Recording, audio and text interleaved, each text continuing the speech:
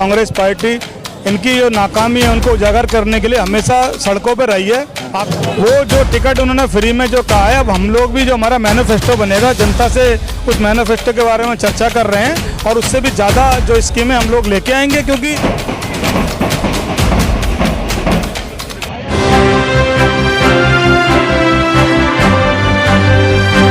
मैं एम नफीस रशीद, आप देख रहे हैं भारत न्यूज़ 247।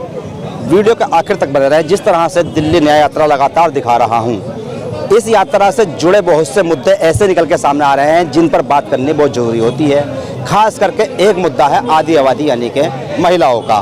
महिलाओं को लेकर जितनी भी फैसिलिटियां आम आदमी पार्टी की सरकार ने देने की बातें की थी, उस पर यानी कि कांग्रेस हमलावर हुई है।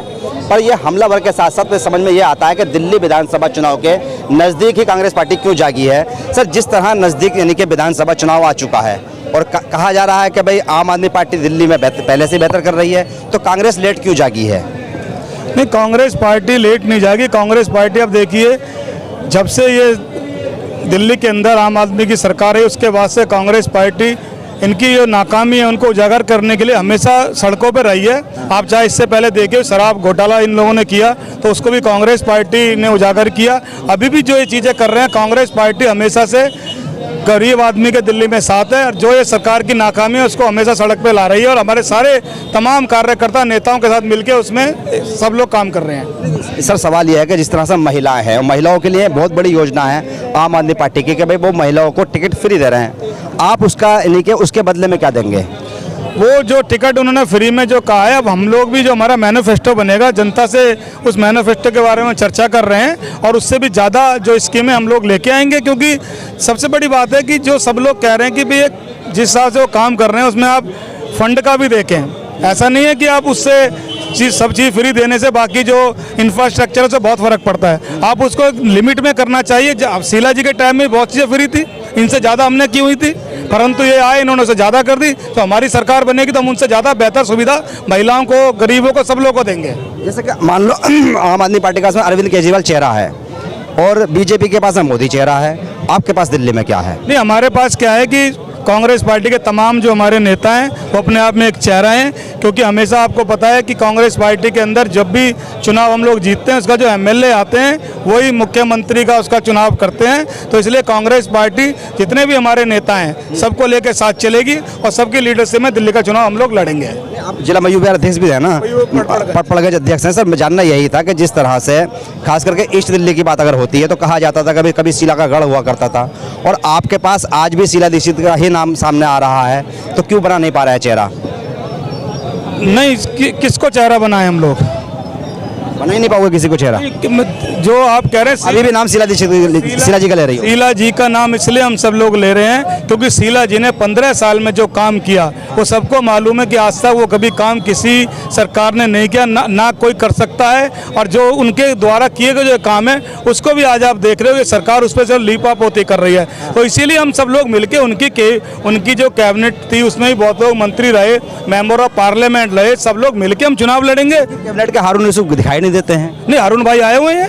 अरुण भाई हर प्रोग्राम में आते हैं, एवरी प्रोग्राम में अरुण भाई आते हैं। लवली जी छोड़ के चले गए, वो तो चलो एक अलग बात है, पर अरुण भाई आते हैं, नरेंद्र नाथ जी आते हैं और रमाकांत जी आते हैं। अनिल जी को आपने हंसी में डाल दिया। नहीं, अनिल जी क्यों नहीं? अनिल जी यहाँ पे हैं। देखिए, अनिल जी पिछले जब से देवेंद्र भाई दिल्ली के अध्यक्ष बने, अनिल जी हर प्रोग्राम में आ रहे हैं। सब लोग नौजवान, दोनों हमारे साथी हैं, दोनों नौजवान नेता हैं, मिलकर दिल्ली के लिए काम कर रहे हैं और बहुत ज़्यादा अच्छा तालमेल का आपस में है। क्योंकि जब नौजवान आदमी काम करता है तो उसका एक जो लय होता है बड़ा अच्छा होता है। तालाबंदी के हिसाब से कहा जाता है कि भाई संदीप दीक्षित का नौजवान साथ नहीं देते।